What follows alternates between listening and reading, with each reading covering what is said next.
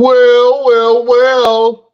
Beautiful people, best damn nation. Welcome to the show. It is Wednesday, and you know what time it is. It is the best damn wrestling podcast. My name is Brian Renegade, and man, it's been a hell of a weekend. Got a lot of wrestling to talk about, got a lot of good news to talk about. Everybody in the comment section, please tell me how you doing. How's your Wednesday going? How's everything? As you comment during the show, I will read some of the comments off to the rest of the best damn nation. If you're in Radio Land, in Pandora, iHeartRadio, Stitcher, Google Podcast, you can even say Alexa, play the best damn wrestling podcast, and she will play your boys. You can listen to us each and every Wednesday or whenever you want to in your leisure time. Man, listen, let's go ahead and get into it. There's been a lot of stuff going on. First of all, I want to just tell some good news. I don't tell everybody my good news. You know what I'm saying? Some people try to spoil your good news. When you tell them good news and people ain't happy, man, they become gracious. You know what I'm saying? But y'all my friends. You know what I'm saying? Friends, family. So I'm going ahead and tell y'all, I'm moving. Moving into my new place tomorrow. I'm so excited. And I'm already tired.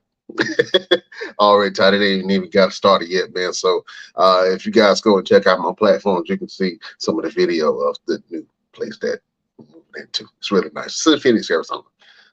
It's going to be a little hot here, but luckily I got a lot of trees around the property, so it's nice. It's nice. But anyways, let me go ahead and go into it, man. You know what time it is.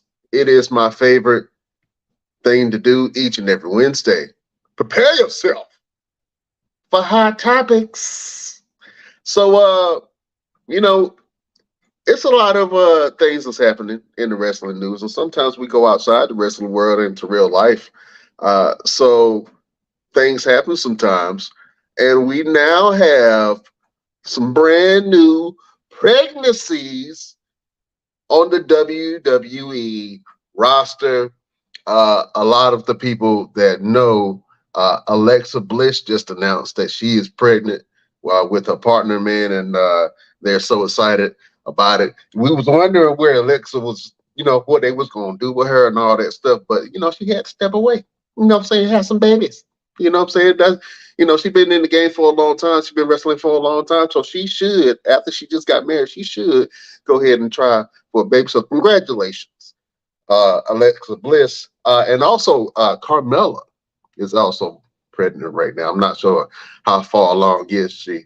But, kudos to you guys for having babies, bringing new life into the world. You know what I'm saying? New legacies, as you would say. And in the great words of the late, great Bernie Mac. I'm Pepe.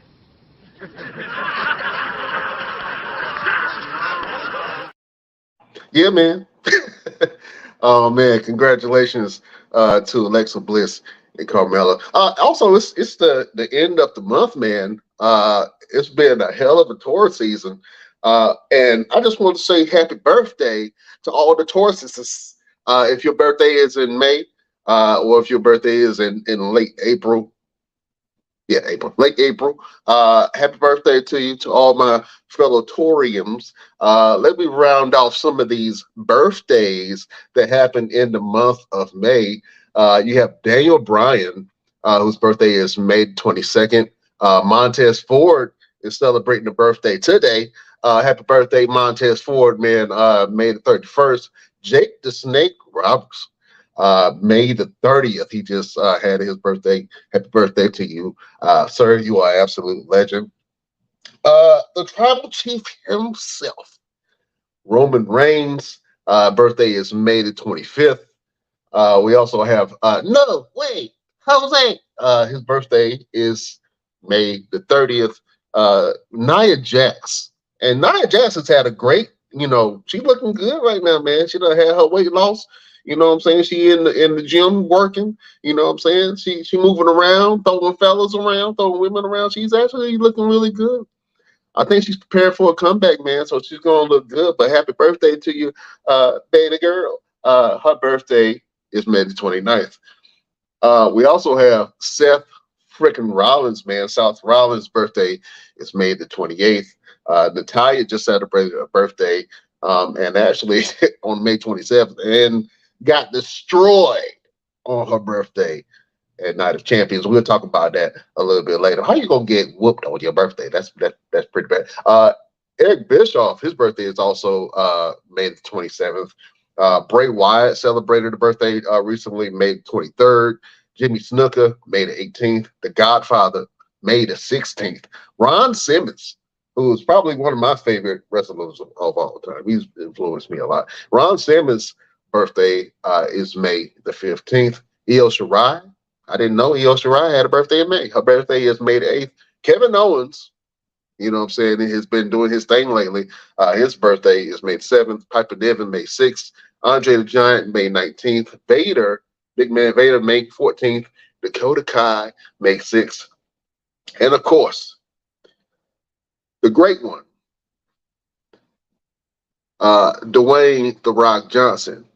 His birthday is May 2nd. But I would be remiss not to mention the greatest superstar of all time. And his birthday is in May. And no, I'm not. I already mentioned Dwayne The Rock Johnson, but I ain't talking about him. I'm talking about me. My birthday is May 2nd. And I share a birthday with some absolute legends. So if your birthday is in May, happy birthday to you. Hell of a tour season. It's been pretty good. So I just had to go ahead and announce all those WWE birthdays and also, put a little shine on my birthday because, player is born in May, man. So congratulations to all the May babies. But whenever your birthday is, put your birthdays in the comment box. You know what I'm saying? Maybe give you a shout out. If you got a birthday in May, holla at a player when you see me on the streets, pimp. Let me go ahead into some of these events, man. Let me go ahead to the last event that happened a little bit before Raw. We had Battleground for NXT. Battleground was an absolute great event. Every NXT event that's before a major event is really good. It started with the takeovers, man. The takeovers kind of set the trend and set the bar for a lot of the wrestlers, man. And man, in this event, we had some bankers. Let's go to the North American Championship. We had Wes Lee defending his championship against Joe Gacy of Schism and Tyler Bates, man. This was an absolute great match. These men put on a clinic, man, for different styles of wrestling that are clashing together. And Wes Lee and Tyler Bates, they're high flyers, man, but they also are strong, man. Them boys can go. And Wes Lee ended up pulling out the win in that match, and he became the longest reigning North American champion of all time. So congratulations to your boy Wes Lee, man. You deserve that, man. So that was absolutely great match. Also, the Heritage Cup, man. A guy who I've never seen before or heard of, but he busted on the scene with the Heritage Cup. And apparently, he came from NXT UK. Nam Dars. I'm not sure if I'm saying his name right, but he had an absolute great match with Dragon Lee, man, for the Heritage Cup. And it was a back and forth battle. Nam pulled off the win. And then, all of a sudden he has this faction, man, with Lash Legend and some newcomers. I'm not sure exactly what their names are, but if they stick together and they make a little bit of noise, maybe I will know their names and remember them the next time I talk to you about it. But Nam Dars won the match for the Heritage Cup. I would love to see that. That's a unique championship. He brought down the whole trophy to the ring. You know what I'm saying? I was like, you know how heavy that got to be and how much that got to be to lug that thing around. It ain't like a belt. It's a little different. You looking around a trophy. Have you ever won a sport like basketball, baseball, football, and just carried your trophy everywhere you went? Let everybody know you're a champion. That's what this dude did, man. So the Heritage Cup, I want to see more of it. I think that it gives a lot of people in NXT something else to do. Oh, man. we had a last man standing match with Ilya Dragunov and Dijak. Yeah, you know what I'm saying? Dijak, man, who last time I seen Dijak really, do a good match, man, was with Wesley when he broke his finger. Was throwing up gang signs, Jack. He was throwing up gang signs. But this match was brutal. Oh man, this match was brutal. Slapping meat, chops, head bumps, blood, guts, everything that you wanted to match.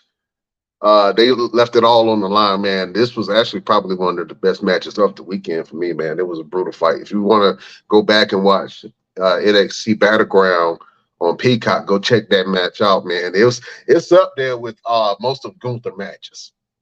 You know what I'm saying? It's up there, man. So that match was really good.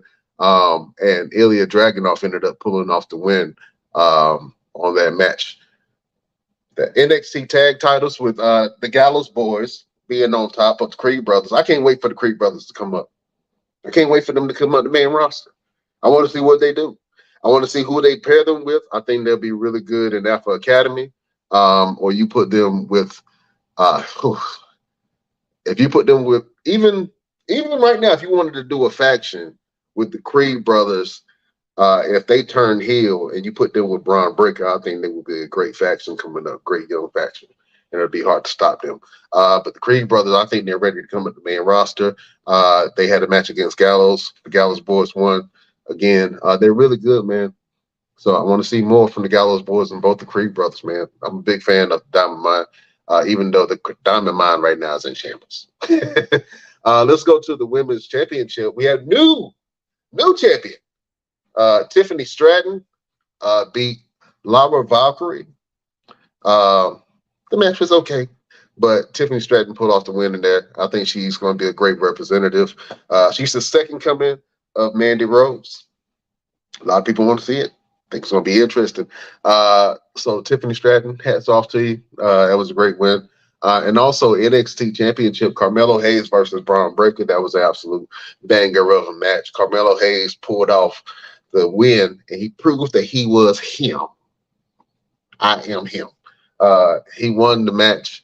But man, Braun Breaker looks so good in the ring. I like heel Braun Breaker. Heel Braun Breaker is money. Heel Braun Breaker terrorizes the whole entire roster. So I want to see what Braun Breaker does, man, because Braun Breaker looked really good against Carmelo Hayes, man, and he is.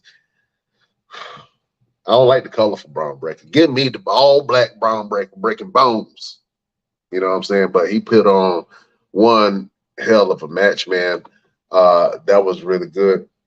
Let's go ahead and get into it, man. I don't want to hold y'all off a little bit because I know y'all want to talk about Night of Champions. So if you got anything to say about Night of Champions, go ahead and put it in the comment box. Let me go over to the Best Damn Nation, man. We got some comments. Congratulations, Alexa Bliss. Yeah. She got a baby on the way. You know what I'm saying?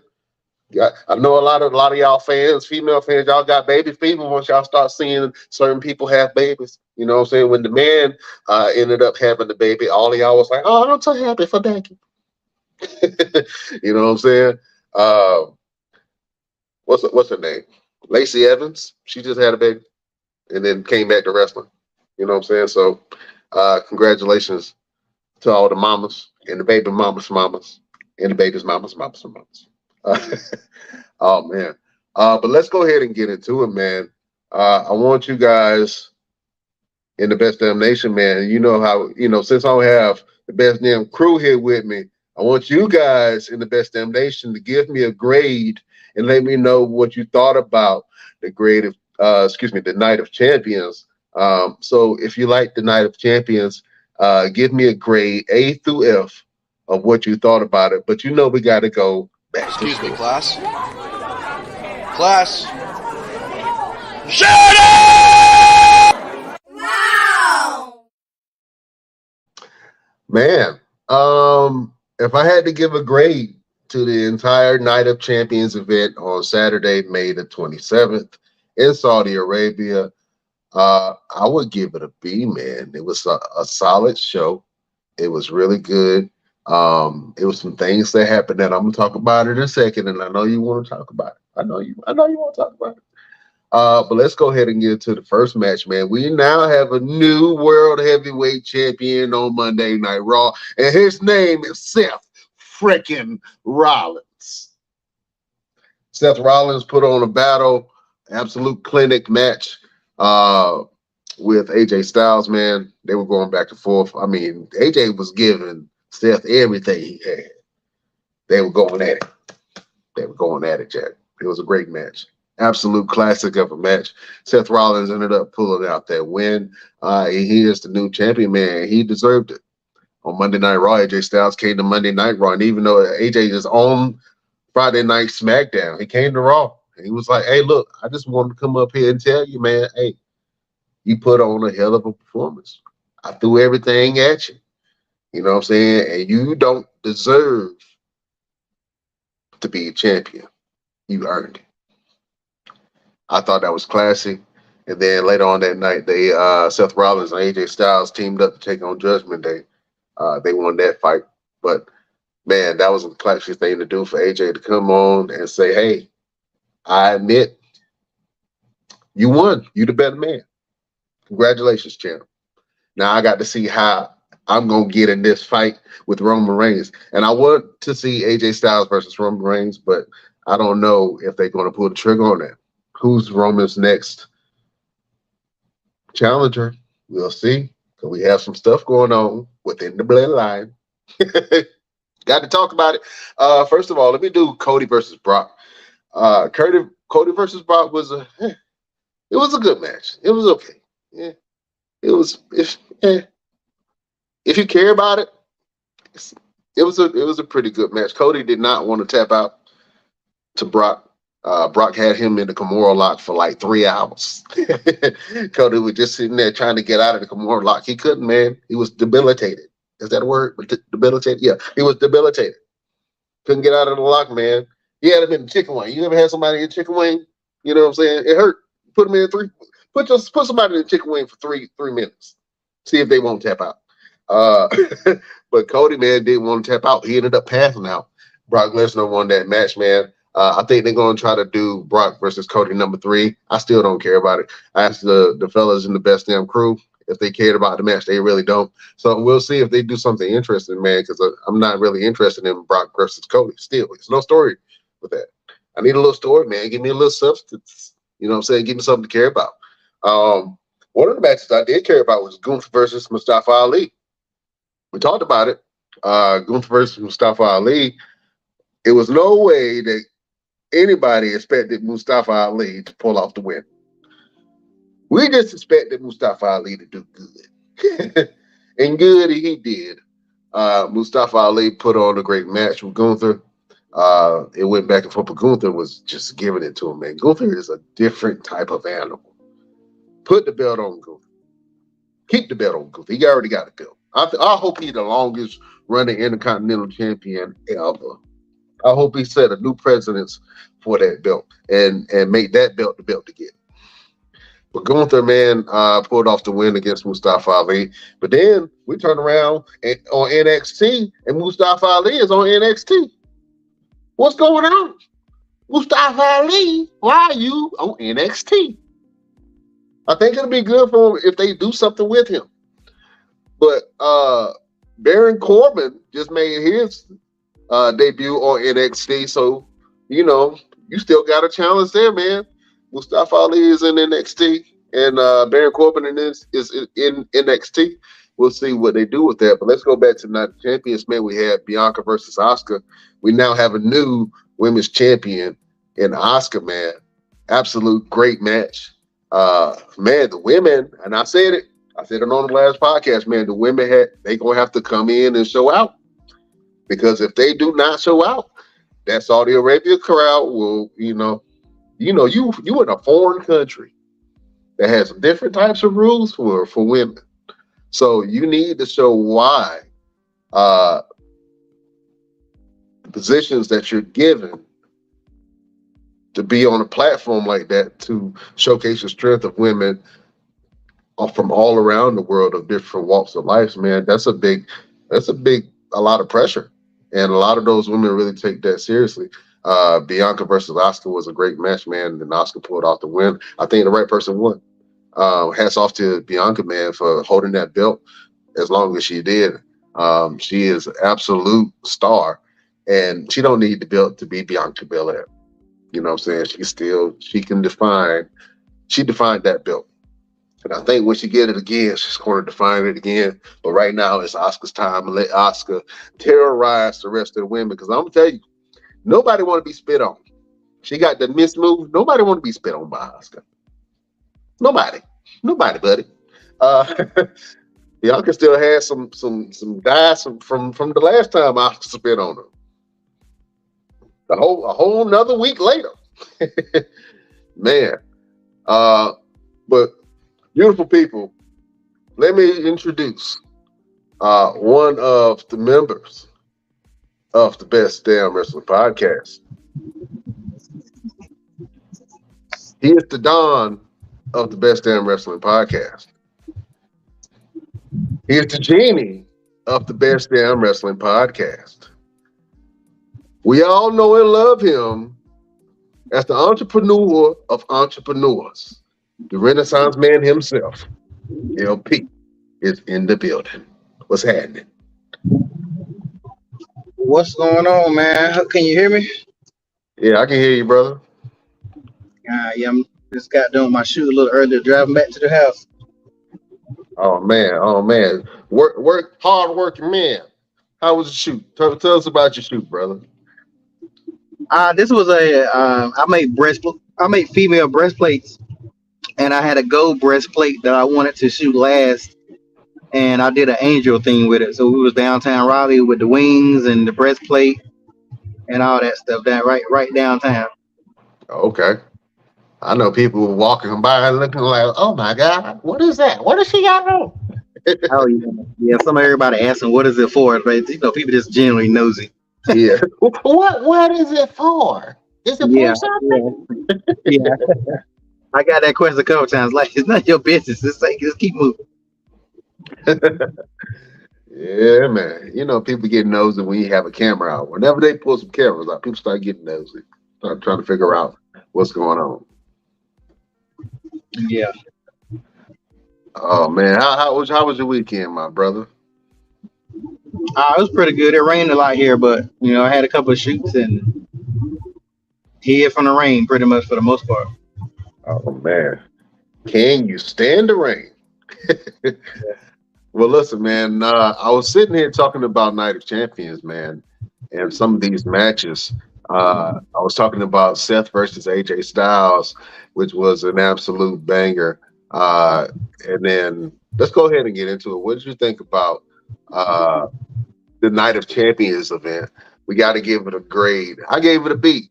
I thought it was a good event. A lot of the matches delivered, and there was a lot of spots that did not. What would you give the Night of Champions event as a whole? Yeah, I would give it a B. I wouldn't give it an A because everything definitely wasn't great about it. But yeah, I'm not gonna say it was C and D or F worthy. So yeah, I definitely say a B. All right. Yeah, man. I thought that a lot of matches really hit on a lot of cylinders, man, and it kind of made up for some of the other matches where, that were kind of a little lackluster. You know what I'm saying? In nature. What'd you think about the Seth Rollins versus AJ Styles match? Yeah, I thought that was a great match. I thought that was a match that needed to be that kind of match for that belt. Really raise the bar for that belt. Now, they're gonna be looking for some of those kind of matches almost every pay-per-view, which is good.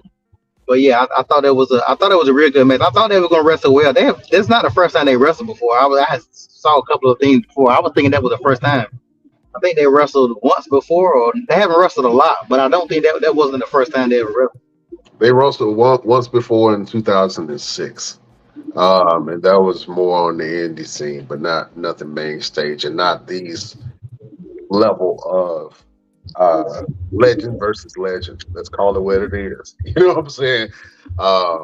That's what it was for that match, man. So for them to be pretty much the second time locking up, I thought they did a great job. But you said you liked it. Yeah. It definitely was. It definitely did. I mean, I still knew that. I didn't have no doubt that Seth was gonna win. I never thought AJ was gonna win, but I knew he was gonna give a great match. But yeah, I think they did. It could have went either way.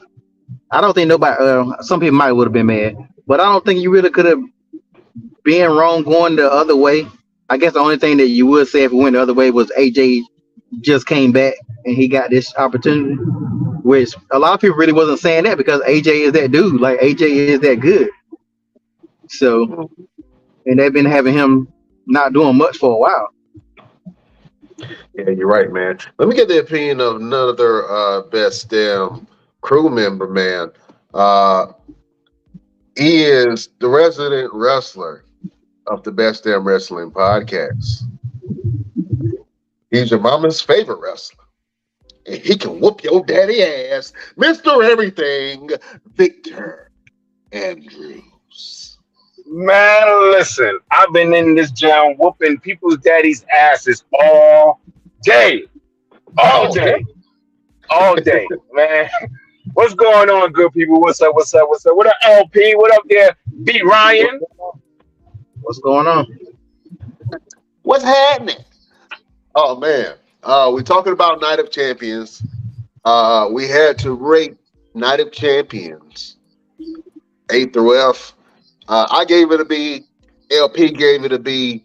Where do you give the Night of Champions event at Saudi Arabia? I gotta agree with you guys. I give it a B as well.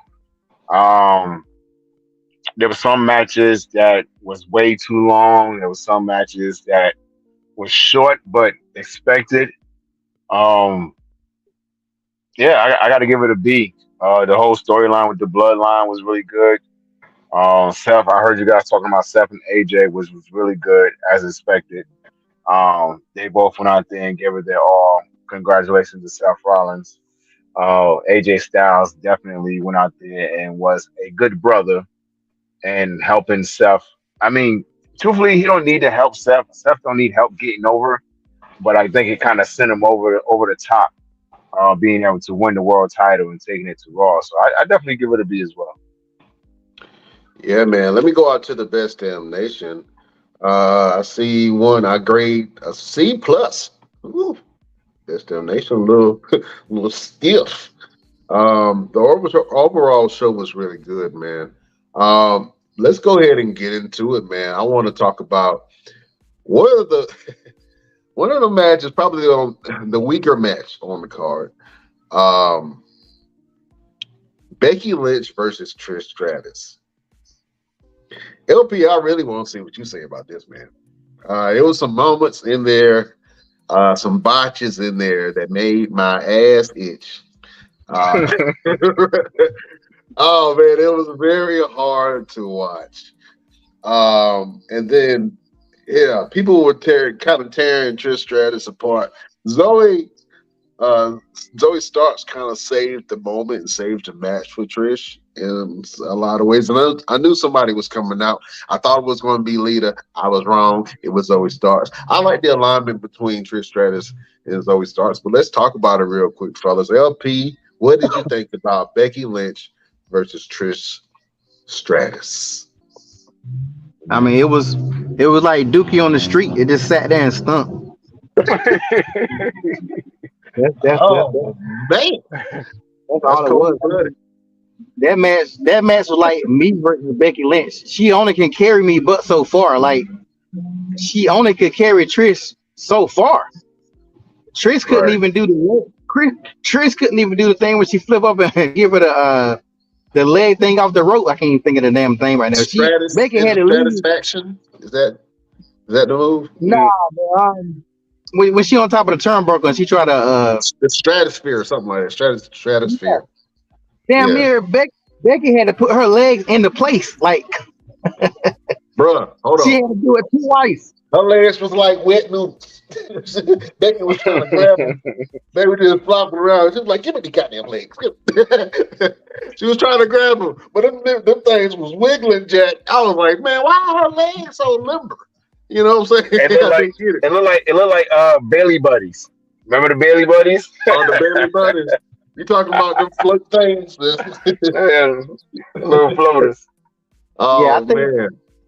I think people need to really realize Trish. People giving Trish a little bit too much credit for starting this woman revolution. I mean, I'm really about tired of it because, as y'all know, I go back and I'm watching. I'm literally watching Raw in order. So I've been watching Trish. Trish got popular because she was fine. Let's just be honest. It wasn't because of her wrestling skills. Trish was not even the best female when she was on when she had the belt. Jackie was better. Molly Holly was better. Ivory was better. Jazz was better.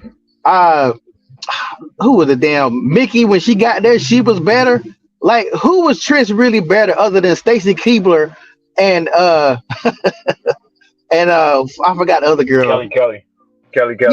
Yeah, all the pretty girls. Yeah, she was better than them. And Chrissy Hemme. Yeah, Christy Hemme. Like, she was not better than nobody. Like, I'm so sick of them. Better is subjective. You know what I'm saying? Like, better, was she a star? I think she was a bigger star than a lot of them. Was she a better wrestler? She was fine. She was fine, but she didn't start no female resident. She didn't start no revolution. Like, let's get that bullshit out of here. Like, and now that's like, I bet you Mickey James get in that ring with Becky, that would have been a hell of a damn match. I bet you half the women I named, if they still wrestle, I don't know if Ivory and Miley Holly them still wrestle, but I bet you they still would put on a better show than Trish. You know, Trish is really showing that she's not that person that they need to go ahead and don't do no more matches. Let her be a manager. I can see that. Did you see that beatdown she's supposed to gave her Monday night? Did you see them hits? Yeah. Come on, man. It's Trish, stop. Hold on? Did y'all see Trish? Her chin, bro. Her chin looked like she got attacked by a cocaine bear. It was bruised. Man, I was like, what is that? Oh man, she bruised it like that. I'm trying to figure out when it happened. You know what I'm saying? That first punch that Becky Lynch threw, I said, man, listen, there was some malice and that, or Trish Stratus just wasn't paying attention. She forgot and she got clocked. Go back and watch it. That very first punch that Becky Lynch throws knocks her slam out, bro. And then Becky Lynch ended up getting her nose busted. I don't even know when that happened. I think that happened with Zoe Stark. Yeah, I think that did. And from the angle that they showed at first, it looked like Zoe Stark didn't even really connect that good. It looked like she kind of hit her under her armpit. But then you just see her nose just oozing blood. I'm like, well, she is a bleeder, because it didn't even look like she really connected all the way. But she did, and when she connected, I guess she busted her nose, man, and she was bloody, But yeah, man, it was kind of rough.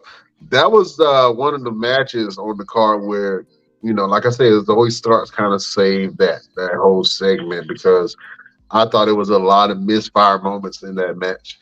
Trish kind of showed a lot of ring rust, and we love Trish Stratus, man. You know what I'm saying? I'm all for women coming back in their prime, and they still feel like they're in their prime, and they're doing a lot of things that they couldn't do in their era. I love that Trish Stratus and Lita came back, but if you're gonna come back, don't just come back for no nostalgia. And you talking about getting in the ring with some of these women, listen, you got to show up and show out and show why you are one of the greatest of all time. Well, let me go out to the Best Damn Nation. We got a comment that says, "Thank you, Trish." That's all she wants to hear is "Thank you, Trish." You know what I'm saying? So I don't know, Mr. Everything. I think some people disagree with you with LP as far as Trish Stratus. They want to say thank you, Trish. I think they're saying thank you for a horrible match. I think that's what they're saying. Thank you for a horrible match. Oh my god. Yeah, yeah. It's for everything. How could you? Oh Hey, man. I love her to death. She's an amazing woman, but that match, that was all Becky Lynch carrying that entire thing. Like even her satisfaction looks horrible. Like it was terrible. I wouldn't sell it. I wouldn't get pinned from it. But that's just Mm, me. that is me. All right. Well, listen, let's talk about one of the matches on the card. First of all, I want to say that the representation matters, man. We talked about representation matters. We saw Mustafa Ali and Sami Zayn both pay tributes in their own way to their culture. Uh, the Saudi Arabian uh, and people they loved the representation on the screen and in the event. Sami Zayn, man, even spoke. Uh, I'm not sure what the language was. I don't want to say Arabic because I don't Arabic. think it was. It Was was it it Arabic? was Okay, Arabic. it Yes, it was was Arabic. Arabic. Okay. So he spoke Arabic, man, and they blew everybody away. It blew me away. I'm like, I didn't even know Sami Zayn. You know what I'm saying? I wonder what he put on his what on his resume. Like, you know what I'm saying? Like when you ask him the questions like what gender are you? I wonder if he checks. I wonder if he checks, other. So real quick, Sami Zayn is Syrian. He is Syrian with Canadian lineage, Canadian connection. So he was born in Canada, but he's of Syrian descent. That's what I mean. Right. And that's one of the reasons why. Hold on one second. Stupid call. That's one of the reasons why he has not had an opportunity to go over to Saudi Arabia because of all of the things going on between the two governments. And they made a big deal with making that comment of Saudi Arabia and Syria came to an agreement on the differences in their governments, and that's why Sami Zayn was able to go over there now because now they have a better understanding of the government and the two cultures and all these different things. That's why Kevin Owens never went over there because Kevin Owens always supported Sami Zayn. He said, "Look, Sami can't go. I'm not going either." So that was the big deal about Sami Zayn going over there, and that's why he went up there and got on the mic and introduced himself and Kevin Owens in Arabic to show, listen, this is my family, this is my culture. I mean, David said on the commentary, all of his family was there, and that's the big thing. So yeah, representation definitely matters, but that's the reason why Sami Zayn's whole situation was such a big deal. Yeah, it definitely was, man. LP, man, what did you think about Sami Zayn's entrance?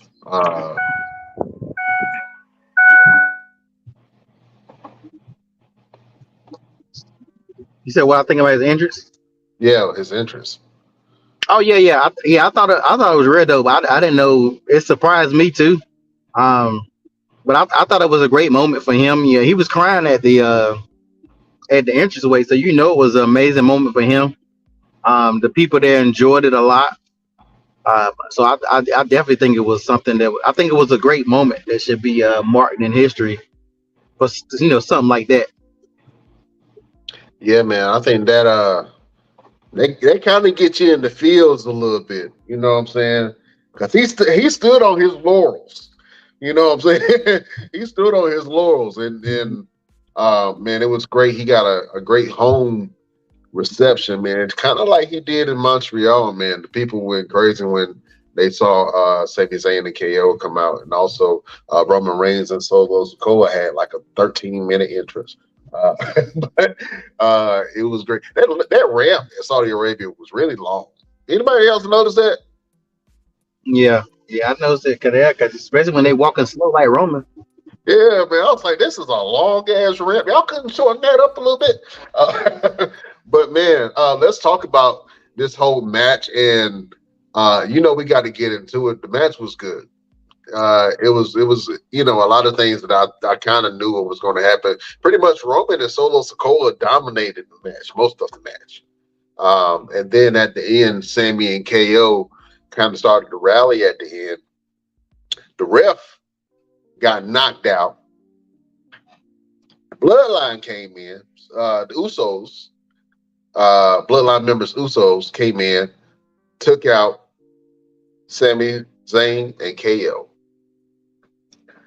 Fellas, we got to talk about this, man, because this moment absolutely blew my mind. And we will go and talk about it. And Mr. Everything, you kind of alluded to how it was going to play out.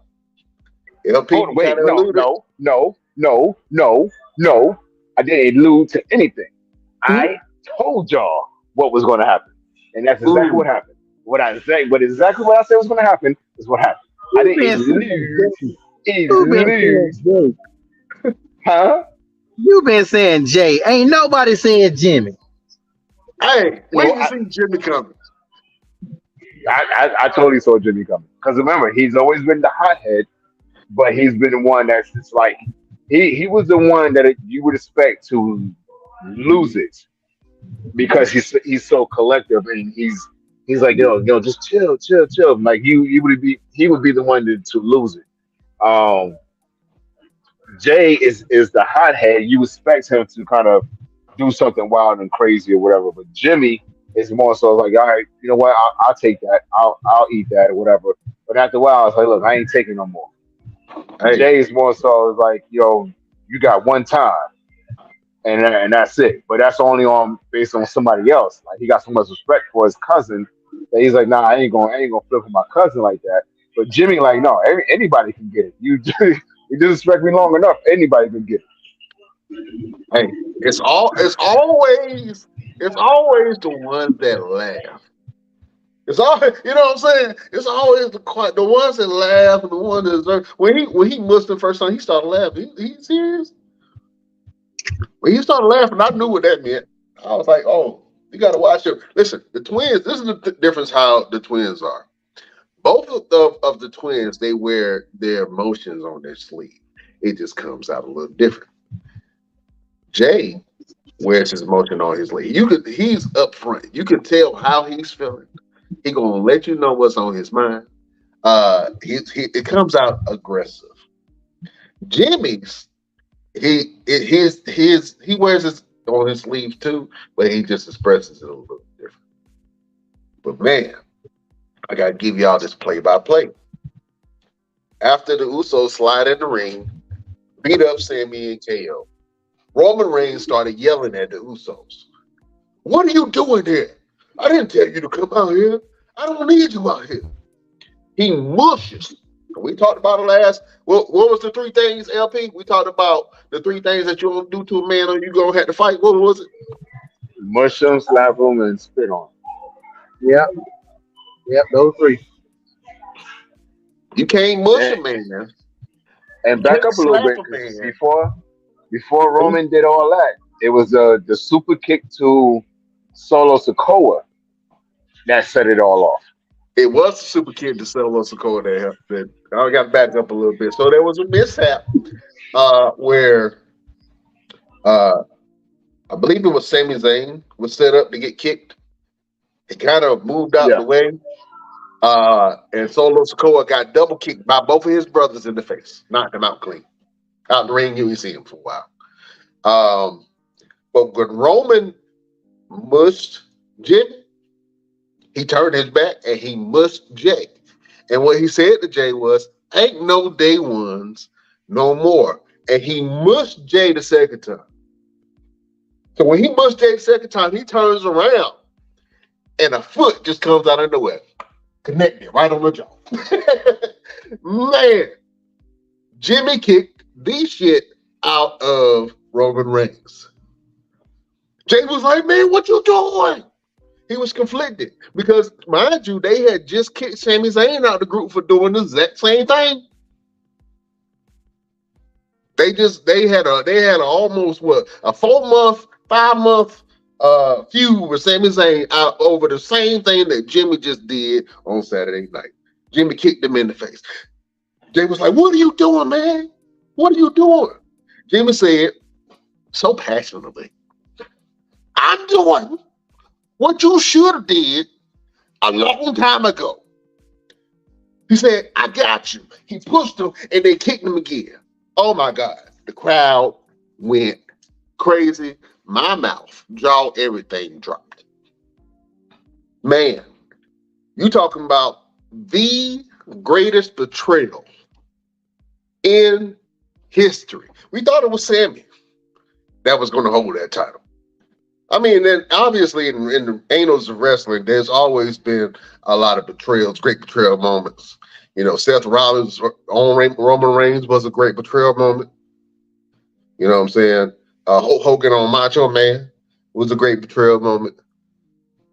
But this one, let's talk about it, Mr. Everything. What did you think about this whole match and how they kind of starting to round off the storyline, man? What do you think?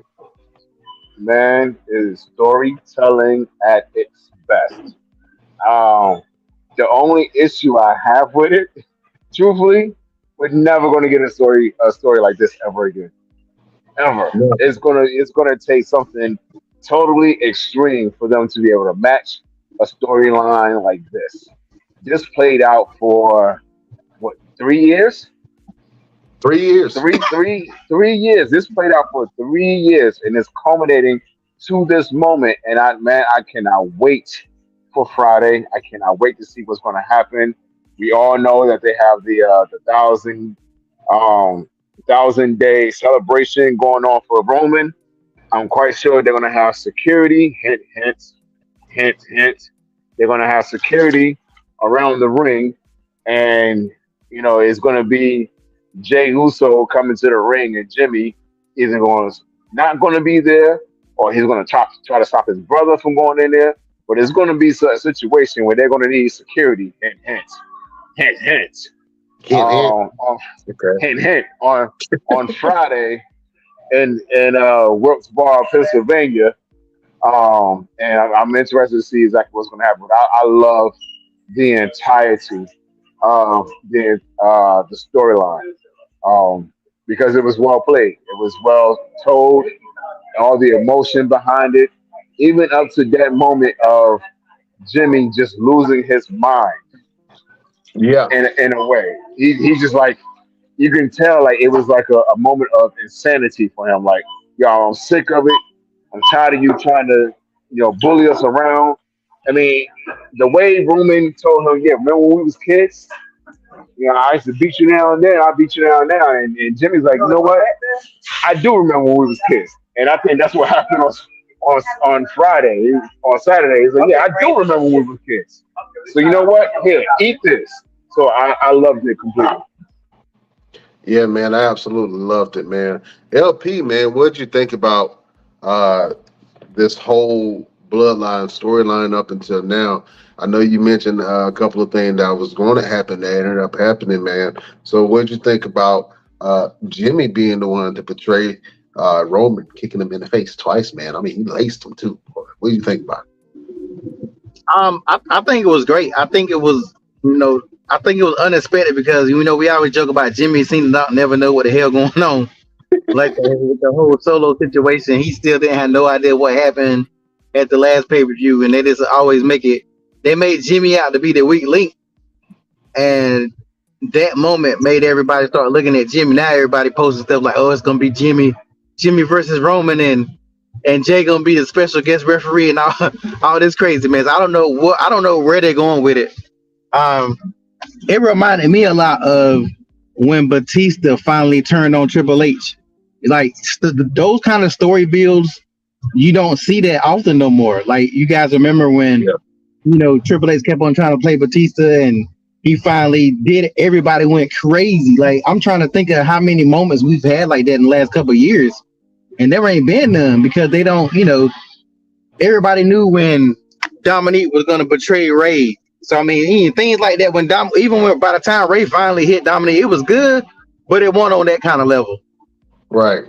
So I love the way they built the story. Yeah, it's gonna be interesting to see Friday, and I like the way they made everybody wait to Friday. Like, they didn't have nothing to do with it on Monday. Well, at least if they did, I didn't see anything.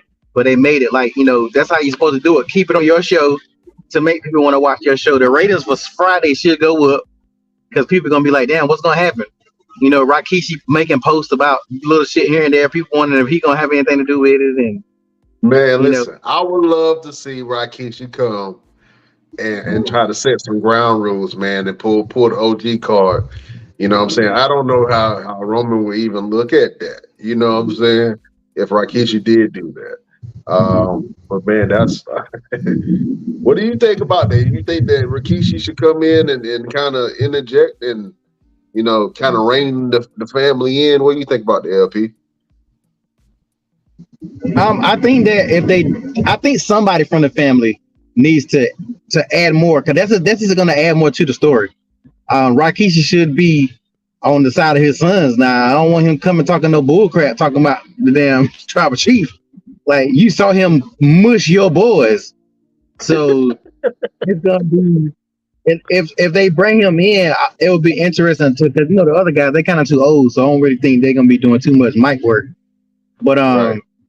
you know, with The Rock not being there, Rakishi's probably the only one who really could, you know, say something. I mean, those are his three boys, and you know how Solo gonna act, you know, getting kicked in the face, even though Solo was gonna take them out at any given time, waiting for the word to do it. So who knows He what got a Solo was little gonna do? ammunition. Yeah. Yeah, it's a little distinct, a little divide with that kick. You know what I'm saying? I think that was kind of the dagger. You know, they were really alluding to Solo kind of turning on his brothers, but you know that kick kind of that was a symbol for something. What you think, LP?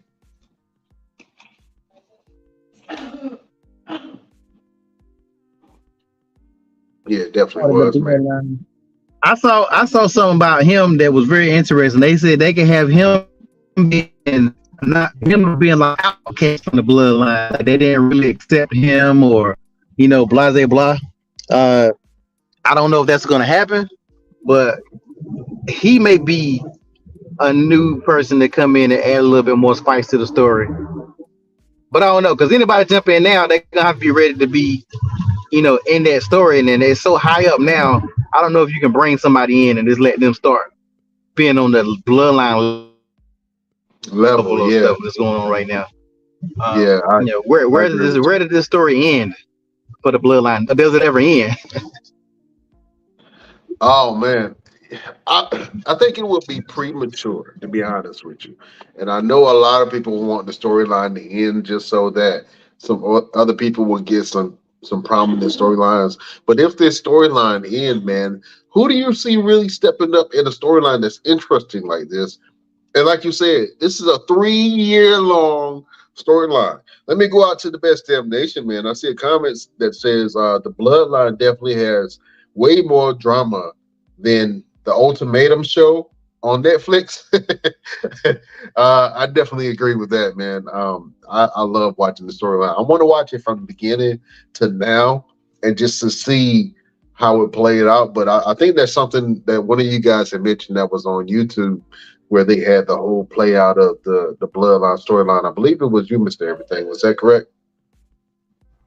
Yes. Okay. Yeah, I want to check that out from beginning to end, man, and see that whole storyline. But what are the implications? You know what I'm saying? What's going to happen on Saturday? Inquiring minds would like to know. It's going to be interesting, man.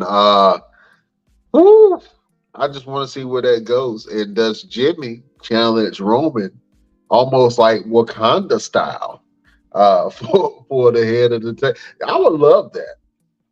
I would love to, you know what I'm saying, have some challenges to the crown. You know what I'm saying? Straight Black Panther style, you know. You get in the ring and just all right, hash it out, and this is for the head of the table. I don't think Jimmy is that guy. Jay, I think Jay is ready, man. I think Jay is ready. I think a lot of I've seen the praises of Jay because I see the work that he does, man. He's really good. Um, any predictions on where the bloodline storyline is going? Let me go LP. Man, it's so hard to say. Hopefully I won't be breaking up. It's so hard to say, man, because it's like every time you think you got a grip on, we get bits and pieces, but you don't get. Nobody can figure it all out. I'm still not sure if one of the Usos takes the belt off of Roman. I don't think it's gonna be Cody. There's no way in the hell it's gonna be Cody. So I just think Roman's gonna hold on. I think Roman's gonna hold on to the belt for a while. So that's why I don't know where they're gonna get a match. One of them might get a match, but what's the stipulation for the match? You know, Yeah, the leader of the bloodline, the the belt leader and the of the leadership. blood, the belt and the leadership of the bloodline. And maybe you could have somebody take the belt off of Roman and run the bloodline for a little bit.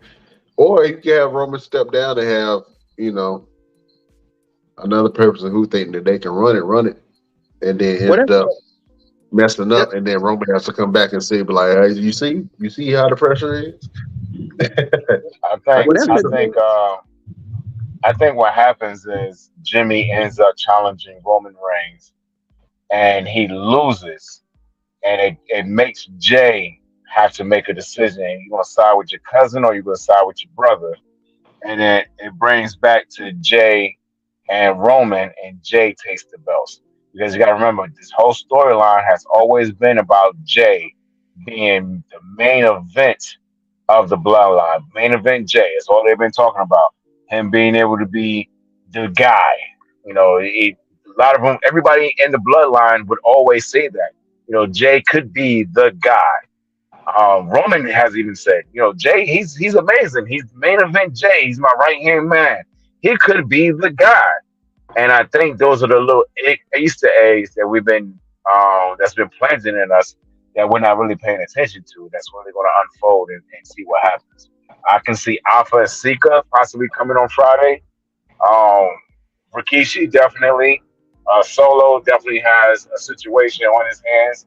I can see if Rikishi comes to SmackDown on Friday, Roman sick and Solo on Rikishi would be something else.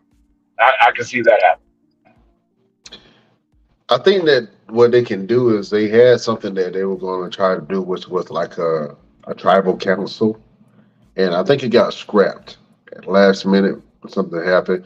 I think this will be the perfect time for like a tribal council where you have the elders come and you have a segment with the elders, Alpha and Sika and Rikishi, all come down, and then they try to, fix things within the family, and then they reestablish order and get the fellas back behind Roman Reigns, and then Roman Reigns continues to, do what he does, but then you can still have a little animosity between the members in the bloodline. Keep that going until you have a big match where Roman is ready to drop the belt to one of his family members, because I believe it's going to be to one of his family members. I don't think he's going to drop the belt to anybody else. Well, I think I when they don't. didn't do when they were supposed to have all them people there one time before, it was a bunch of flight issues. That's why they end up not doing it. Um, you remember that time Roman said all of them was gonna be there or whatever that one time? Yeah, Yeah, it was because of a bunch of flights. I think I know it was something with Rikishi flight, and it was a bunch of traveling issues is why they end up. They didn't even say nothing about it. They just act like everybody was supposed to forget after they made that. Now, like we remember, we're not retarded. But yeah. yeah, we're supposed to. I think that would be a good story. Uh, but that they only can run that story once. They can't. I don't want to keep on saying the old people come in because they've been doing a great job without it. So they can add a little bit more to it, but don't make it don't make it a reoccurring thing. I mean, it may get to the point where there's only one person who can fix the bloodline. We got to call the Rock back. We got to call the Rock back. You got to break the glass in case in case of emergency. Bring out Brock. I mean, not bring out the Rock. That used to be Goldberg. I'm not sure where saying that is now, but man, I'm excited to see where this whole bloodline storyline goes, fellas. We got to do it let's go ahead and get into some of these segments, man. Um, we haven't done this in a while, fellas. I want to hear who your nominees are for the WTF award. What the? What's that? What the? What's that? Oh man, do you have any nominees for the for the WTF award? Let me go, Mr. Everything. Yes, yes, I do. I want to know what WTF, Natalia. What are you doing, baby? What are you doing? What are you doing? How you get Oh squashed man. on your birthday? On your birthday? How you get squashed? Like you didn't even pitch the woman back. WTF, Natalia. What are you doing? Yeah, Natalia got smashed, man. It wasn't even close.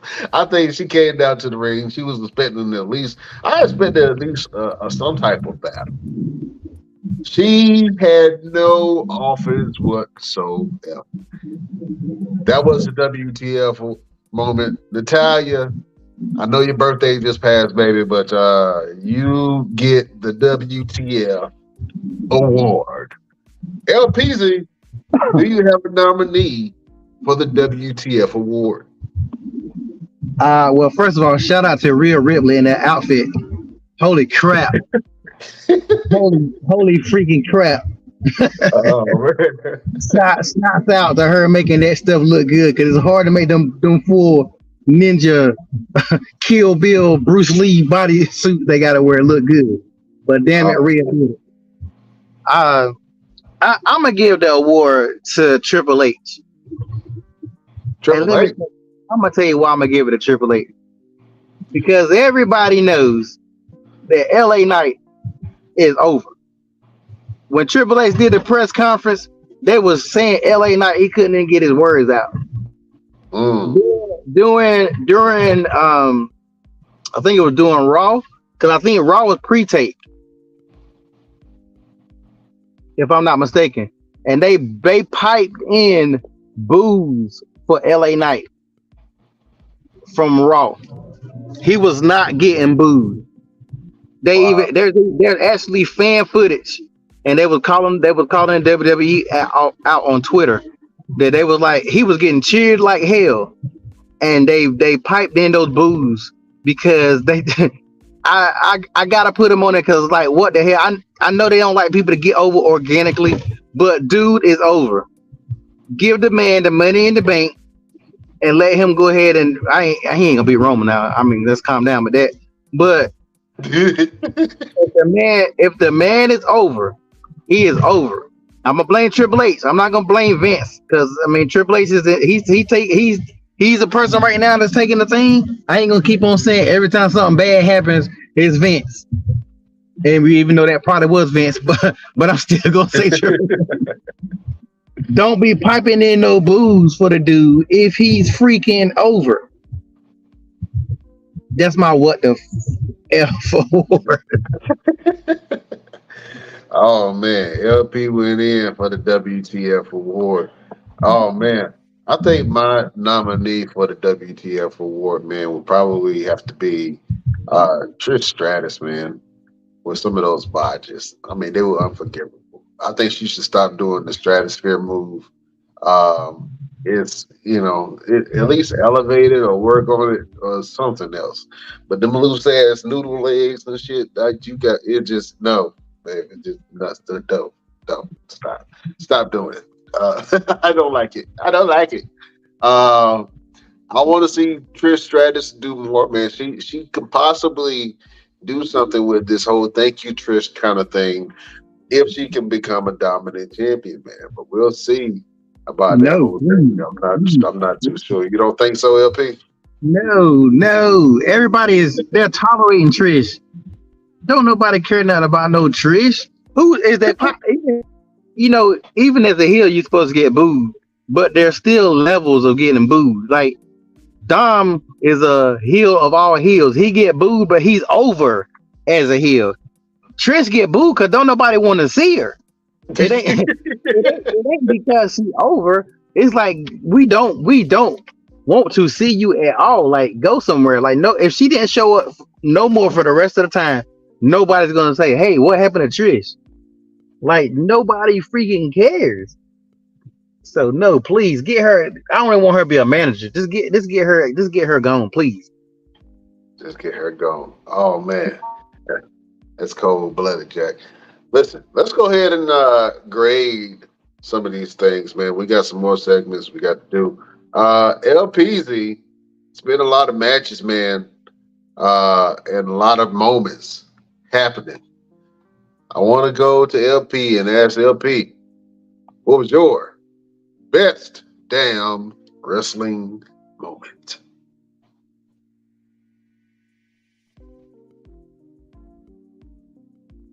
LP. My best moment.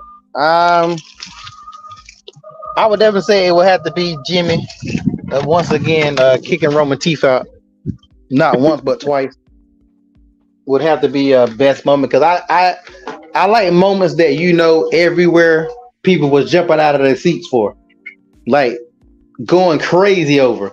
Those are the kind of moments you want to have, and that moment right there was definitely. I think even if it would have been the other way and Jimmy would have did it, it would have been a huge moment. So I think no moment in WWE. Let me say that. Because AEW, I know we don't talk about AEW a lot, but AEW been having some. AEW had a crazy pay-per-view recently, but in WWE, that is definitely the top moment. Yeah, man. It was a spot that happened, man, on the Double or Nothing event. We can talk about it real quick, man, because Double or Nothing just happened recently, man, and I want to talk about some of the moments that happened in that event. Jade Cargill ended up losing her belt, and now what's her name? Jeez Louise, ham and cheese, please. It's on the tip of my tongue. Anyway, we have a new AEW TBS champion and Chris Statlander. There it is. Came back to me. Still got it. Chris Statlander ended up winning that belt. Also, man, we had the Young Bucks and being the Elite pretty much taking on Blackpool Combat Club. There was a spot there where there was a super kick, a lit up super kick. Anybody want to talk about this real quick? That was interesting. It's crazy how the Usos, Jimmy Uso's kick was louder than this sparkly flash in the pan fire kick that I believe Nick Jackson did in the match. LP, let's talk about it. Did you get a chance to check out Double or Nothing? I didn't check out the whole pay-per-view, but I saw a lot of the highlights. The match with MJF and Jungle Boy and Darby and what's his name, Sammy Guevara.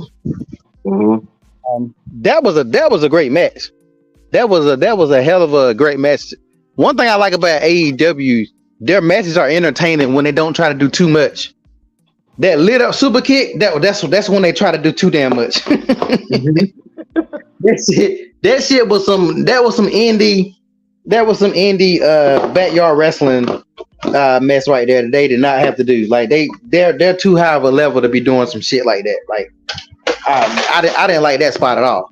But the match, their match was real good. MJF talking afterwards, like, oh my god, Tony Khan be having a heart attack anytime MJF speaks. You just don't know what the hell that dude say. Like, God, he I thought I was bad when people don't be doing what they come out my mouth. MJF is like my hero when it comes to, you just don't know what that dude going down. Say, man,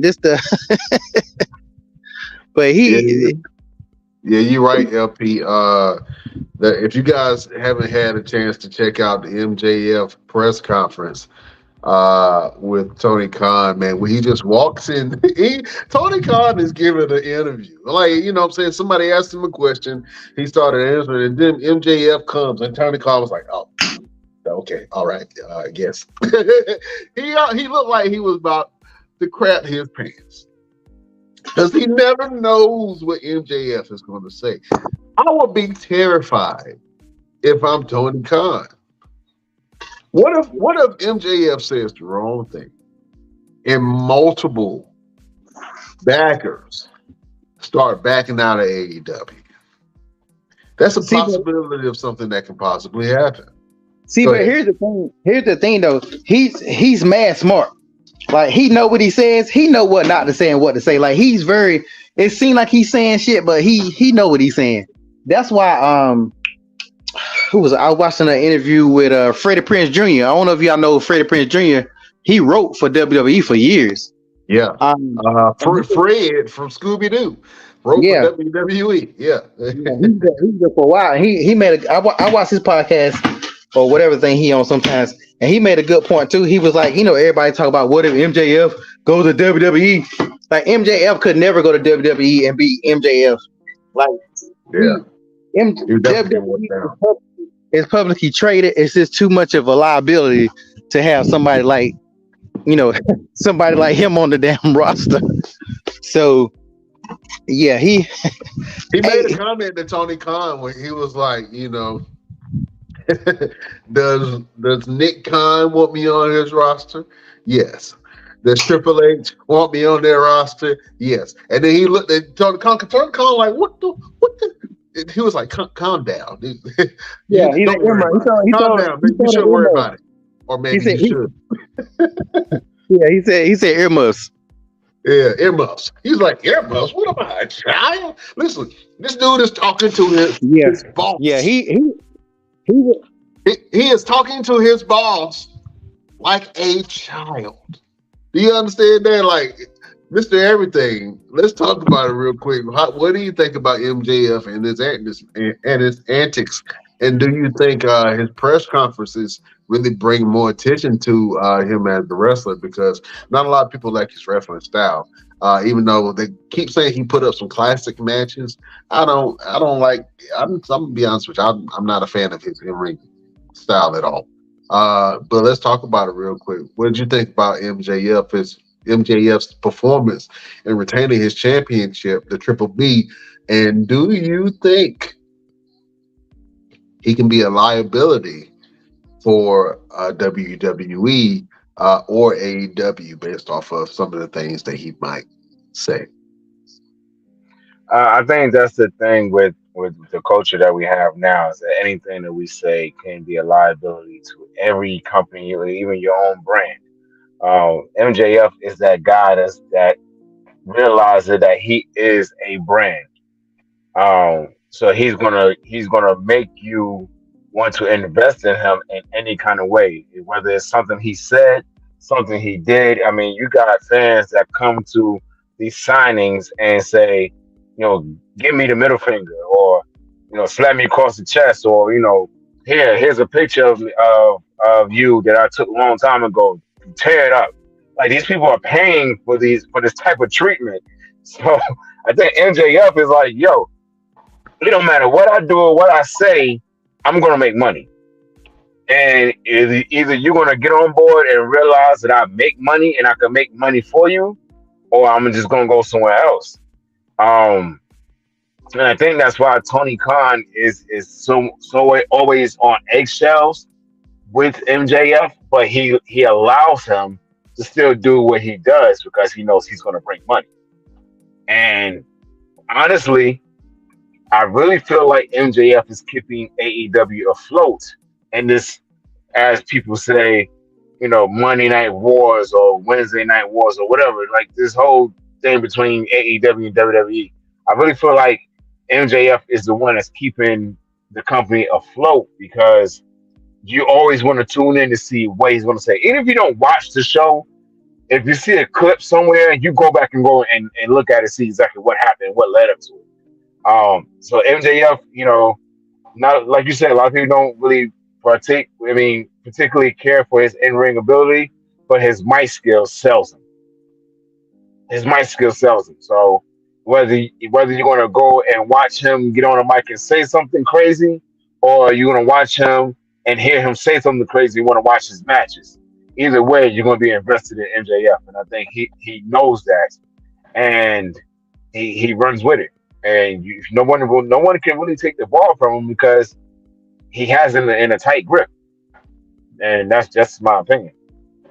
He got the game in a comfortable grip. I'm not mad at Absolutely. MJF. I'm not mad at MJF at all, man. I just if I'm Tony Khan, man, I'm just I know he squirt pee a little bit every time he talk. I know he do. Because he never knows what's going to come out of his mouth. Man, it was some other great matches on the card. Like I said, like you guys, I only watched a couple of clips. I haven't had time to really sit down and watch that because there's been a lot of wrestling. You had NXT Battleground, which was a great event, and then Night of Champions, which was amazing, and then Monday Night Raw that happened, then SmackDown, and then AEW has their events. I kind of stopped tuning in a little bit with AEW. I still catch stuff from time to time, but they just got to have something for me to watch that makes me care. I'm just gonna be honest with you, man. Um, let's get into one of our most recent interviews that we had with Mr. Everything, man. So beautiful people, prepare yourself. That's Mr. Everything interviews everybody.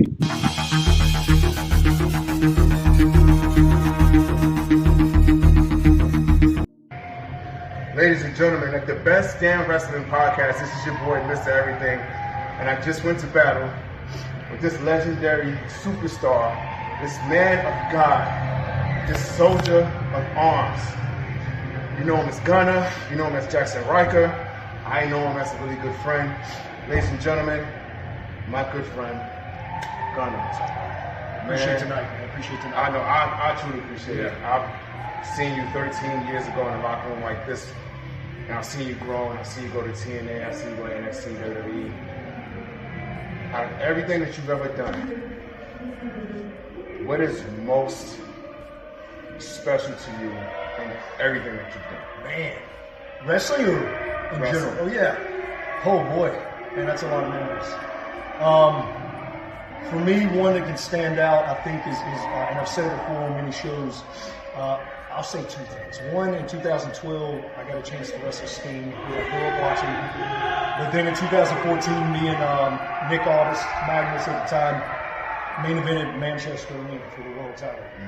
That stands out to me because I remember just how electrifying the crowd was.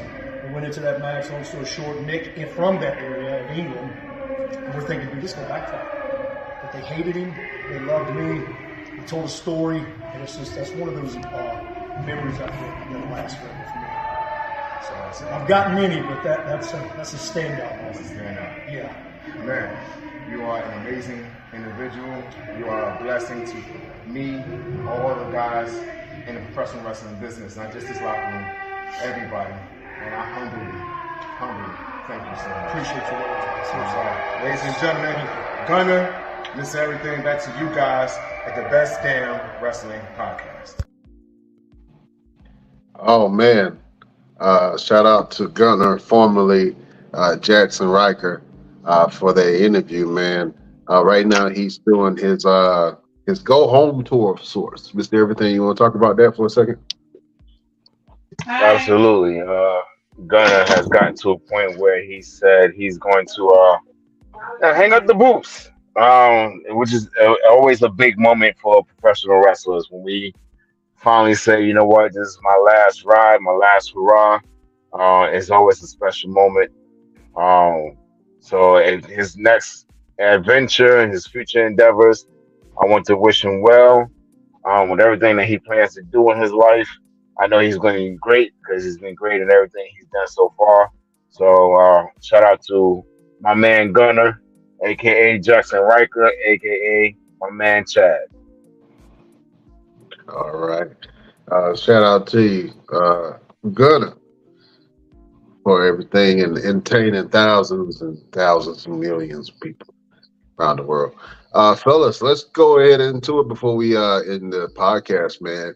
The next big event is Money in the Bank, which happens July the 1st, 2023, in the O2 Arena in London, England. Premium live event, one of my favorite events of the year. I absolutely love Money in the Bank. LP, you just alluded to LA Knight possibly winning. I'm not sure if he's your pick to win. But fellas, I want to go around the room real quick. Who do you guys think should win Money in the Bank? Let me go, LP. I would really want to say, I would really want it to be LA Knight, but I don't think they're going to push LA Knight for the championship kind of role. If you look at Money in the Bank, you typically look at who can actually cash it in and win the belt. I'm pulling for LA Knight, but I'm waiting to see more people qualify because I know Ricochet, and I don't know who else qualified. Yeah, I know Ricochet qualified and a couple more people. And I had it on me. I don't have it now. But we'll talk about it in the next podcast coming up, man. Who are our picks for Money in the Bank? And actually, once we get the full roster of who's going to be in both men's and women's, and they might do 2 men's Money in the Banks. Mr. Everything, you kind of alluded to that, and I thought you were crazy, but you were not, sir. They might do 2 Money in the Banks. Saying that, who is your top pick to win Money in the Bank? You got to go with AJ Styles. That would be a good one.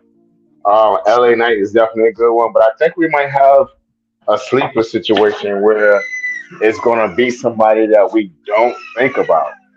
And I'm not even sure who that would be. Could it be a Baron Corbin again? No, it won't be a Baron Corbin. let's not get excited. It won't be a Baron Corbin. Great. Baron Corbin back to the D League. They sent Baron Corbin back to the damn D League. He ain't damn coming back. Yeah, you do not call NXT. Yeah, you don't call NXT no D League. What is wrong with you? He's in the D League. If I'm on the main roster, the goal is to get on the main roster. If I'm on the main roster and you sending me over there with the kids, I'm looking for another job because I know my ass is about to be gone up out of here. Like Baron Corbin, you got wait. Hold on. Did you think that way when Dolph Ziggler went down there? Did you think that way when AJ Styles went back down there? Yeah, Did you think that way when the New Day went down there? We kind of did a little bit. I said it specifically that when the New Day went there, that's like a slap in the face. Y'all were the ones that was for that. Y'all was like, oh yeah, it could be some bigger matches. They can help the younger people. People always say that, but when those people go over there, the men don't do nothing for them guys over there. Only thing Baron Corbin did was jump another brother in the ring. Like he's not gonna do. Now the females it seemed to work out for them, but look at the guys who went over there. The New Day going over there, did they boost anything? Like, be honest, did they boost anything while they was there? No.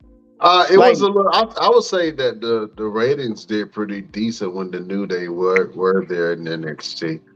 I think that when Dolph went down there, it definitely put a lot of odds more on Dolph as a champion, man, because Dolph looked good, even though they treating Dolph like sugary shit right now. I don't like how they doing Dolph, man. Who else just went there? Who else? I'm trying to think who went down there and it really benefited them to go back for the men. I saw you right. You got a point for the men. Yeah, you got a point. Seeing they need to send Matt Riddle over there. Like, that's somebody who nobody cares about in the main roster. So send some of these other people over there that Matt can actually help. Well, Matt Riddle would help the D League over there. Like let's keep it a buck. It's the D League, okay? Well, think about it. Hold on a second. Did you know anything about Pretty Deadly before New Day went down there?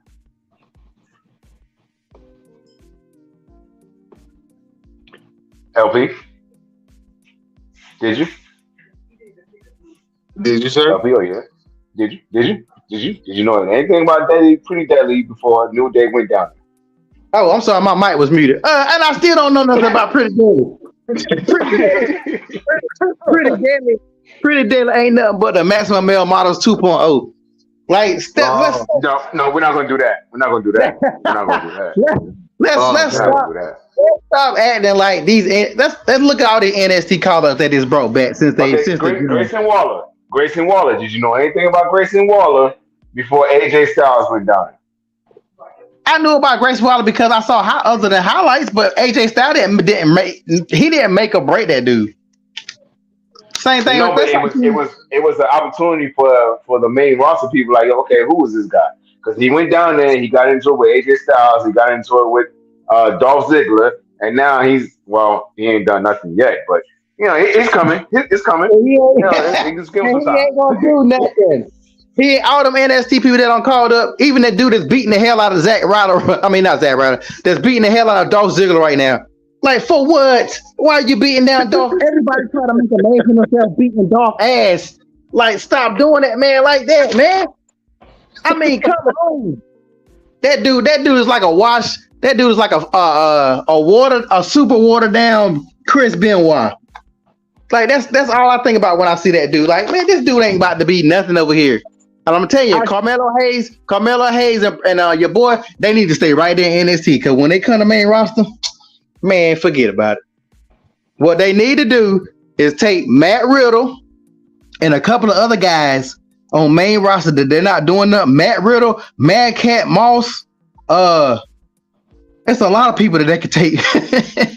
Half the people that was in the Andre Memorial Battle Royal could go to NXT. Stop it.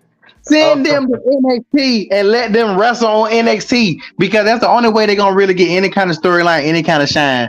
Let them stay over there. Not for no little bit. Let them stay over there. If you want to build a show up, let them stay over there, because these guys coming up ain't got nothing going on, man.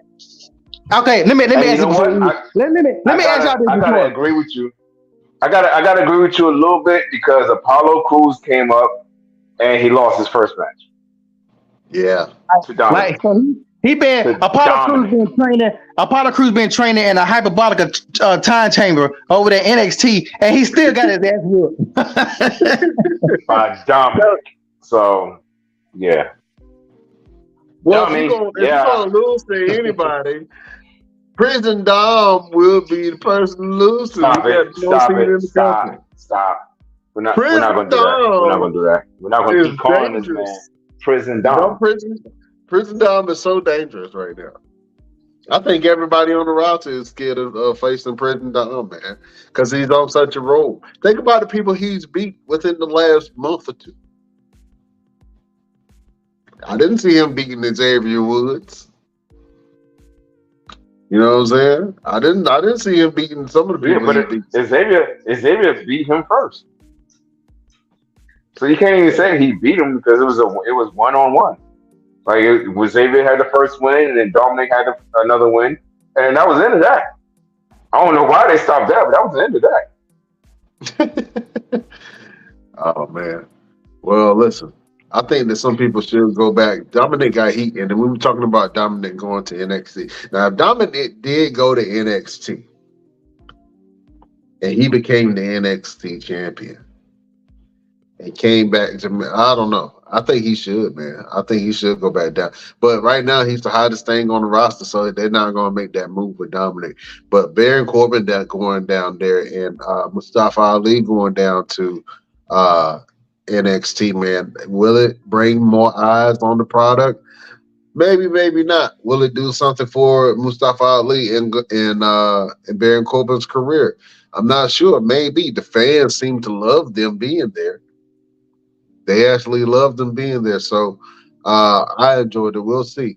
I think my pick for Money in the Bank. I would love to see LA Knight win that, man. I think LA Knight is ready, and he's a megastar, and the fans are getting behind him, almost like a Seth Rollins kind of thing.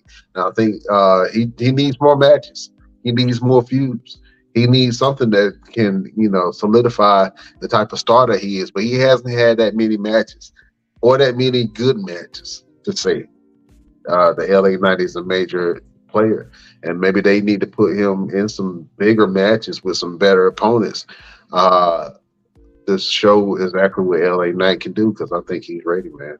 I think he's absolutely ready. So that's my pick for Money in the Bank. But we'll talk about Money in the Bank in upcoming podcasts. Mr. Everything, been a hell of a show, man. Let the beautiful people know what you got going on and where can they find you. Yeah, I'm having some technical difficulties. Can you hear me pretty good? Yeah, I can hear you. Go ahead.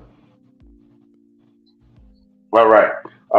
So good people, of course, I'm always wrestling every weekend. This weekend is going to be one of those long weekends. I will be in Pennsylvania on Friday. Saturday, I'm in Hampton, Virginia for Mid-Atlantic Territory Wrestling. We always put on a great show. It's going to be fun. Sunday, I will be at School of Morton in Chuckey, Tennessee. And then next week is vacation. I'm actually going on a little vacation. Just get a little sun rays, get a little tan, celebrate my lady birthday. All So right. that's going to be good. It's going to be great. It'll make her feel special and happy and all those good jazzy things that we're supposed to do in a household. That's right. And then got a couple more shows coming up. And now that I have the new job at the O2 Fitness Gym, making waves, man. Just going out there, just building up clientele, helping people feel better, get better, look better. So if you guys are in the North Carolina Raleigh area and you need to get some fitness, you need to get your workout on, you need to get your summer body. Now it's a little bit too late, but it's never too late. But it's a little too late. It's a little too late. Summer's around the corner. Man, I feel like it, but it's around the corner. But if you want to get your winter body ready, come and see me and I can get you right. All right. Man, go and see Mr. Everything if you want to get your body right. If you want to turn your keg into a six-pack. Huh? If you want to turn your titties into pics, you go see Mr. Everything and he going to work you out. He got you. Oh, man. LP, let the beautiful people know what you got going on and where can they find you. Hold up, because I won't finish where I go before I got cut off. My phone died. Go ahead. I don't know where I got cut off at, but I do want to say this because I want both of y'all to do this right now. We're gonna put it on the best page. What we about to be in July, right? June. Say June, July, August. We're gonna do 3 months. Both of y'all gotta choose one of these new NXT call-ups that just came, and they got 3 months to be a star. And I want to see which one of the guys you guys choose will be, because I think all of them gonna be bums. But each of you, if y'all know NXT more than me, one of the ones who just got drafted. Even if you don't even say one, no, I'm gonna say one of the ones that just got drafted, because the other guys been here long enough, but they ain't done shit. So one of the ones that just got drafted, both of y'all got to pick somebody. In 3 months, we're gonna come back to it and be like, it was either it was a good pick or there was a bust. Oh man, that's on main roster right now. That got drafted. Are we doing men and women, or are we just doing one person? You can just choose one person. That way, cause I know it won a whole lot. They got drafted. Okay, because I can tell you one person who I think is going to be a star. Hold on. I'll do this. I'll help y'all both out a little bit. It can be one of the ones that just got drafted, or one of the recent NXT call-ups that you think all of a sudden going to change in 3 months. I know Mr. Everything probably think Hit Row is about to get the tag belts in the next couple months. So if any of y'all got someone of them NXT guys, so y'all think hard now, because I want us to put it on the page, and y'all got 3 months to make a champion. 3 months to make a Zoe champion. Stark. All right. Wow, who you got? I got Zoe Stark. Oh, you took mine. I had Zoe Stark. I had Zoe. Zoe's going to be a star, bro. Oh Uh, well, choose her now. Now you gotta go with hit row. uh, and we'll talk about it. I want to do men and women, but you want to talk to somebody that came up from NXT. The two people that came up from NXT and became instant stars: Solo Sokoa and Gunther. Yeah, but Recently, just we're not doing that. No, we're not doing that. We talking about these new folks. they are new. They came up No, with them last year. no, well, no. Okay, for you, I'm gonna have to take my stipulation back. You gotta choose somebody who from the draft that just came up. Okay, all right. From this recent draft. Okay, all right. Bronson Reed came up. Bronson Reed is doing a lot of stuff right now. All right, we'll talk about that. I think that'll be good, man. All So right, that's I your gotta pick. think. I'm gonna think on it, and then I'm gonna choose, and then 3 months from now I'm gonna put it in my Google Calendar. 3 months from now we're gonna do a reveal show to see which one of us was right and who chose the star of this new generation. Zoe Stark's gonna be wrestling Natalia in 3 months.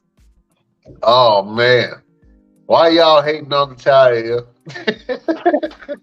Yes, he stinks. Oh man, don't hate it. Don't hate on the boat. The best of all time. LP, tell the beautiful people where they can find you and what you got going on. Just look me up on Instagram. One Click Photography Shoots with an S.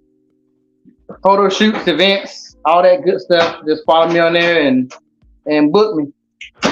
I travel. All right. I travel. That's right.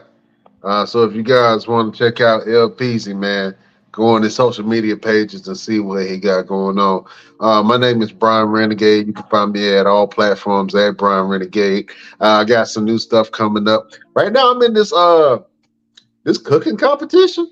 I haven't really been promoting it. It's a pretty big competition, man. So I want to see where I stand on it. But I gotta remember uh, the name of it. But I'll let you guys know. I put it on the best damn page, man. And you guys can vote for me. You know, support your boy. $25,000 on the line. Probably give it to charity or something. Keep a little bit. Buy something nice, like some new socks or something. But yeah, I got that going on, and some more stuff. I just told the Best Damn Nation I was moving, man, so I got to finish packing up boxes and stuff before I move into this new house. And that's going to be in Surprise, Arizona, man. So I'm excited about that whole thing. I'm gonna get my workout on, Mr. Everything. You're gonna be proud of me, man. I'm gonna be using my knees and everything.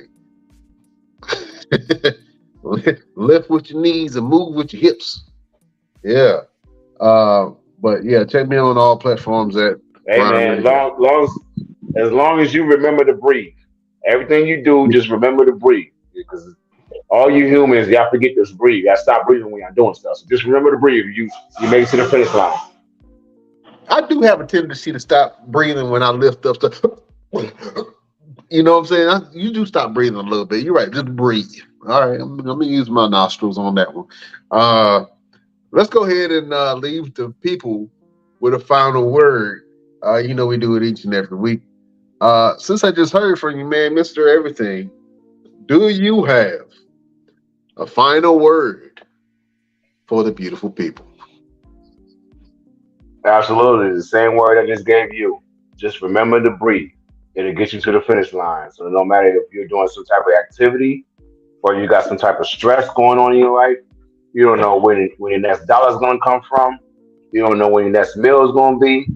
You don't know if you're going to have gas to even get to the doctor, to the job, or whatever. Just breathe. Take a second. Let yourself recollect, reconnect, and it'll happen for you. There you go. Just breathe. Great words from the great Mr. Everything. LPC, do you have a final word for the beautiful people? Ah, Just don't get caught. Black men don't cheat. Yeah. Just don't get caught. All right. Yeah, that's a good one. Yeah. Whatever you do, if you're doing some dirt, just don't get caught, man. I guess, that's a criminal word from the Hill LP. Just don't get caught. Oh man. Beautiful people. My final word would be something that I heard TD Jakes say. And it kind of stuck in my mind. And I think that it's a good way to live, to be able to understand and communicate a little bit better. And it says, speak without being offensive, listen without being defensive. And if there's no resolution, leave your opponent with their dignity. And that resonated with me because when you listen to people, you have to hear what they say. And sometimes you have to know a little bit of the backstory to know how their approach coming at you can be a little abrasive. You know what I'm saying? So sometimes you can't take offense to stuff that people say sometimes. Kind of got to look at that situation. And you can choose on if you want to be upset or not. You can give it energy if you want to. You know what I mean? There's been plenty of situations where somebody was saying something to me that was completely disrespectful. And I could have smashed them. I could have Hulk smashed them, but I didn't. I kind of thought about it, reevaluated it, and then I understood why that person was the way that they were. Did I agree with it? No. Did I put up with it? Hell no. But at the same time, I can listen to understand and not listen to be defensive or have something ready to jump on somebody else. So it happens a lot in relationships, don't it, fellas? You know what I'm saying? Sometimes you can say something to your woman, she might take it the wrong way.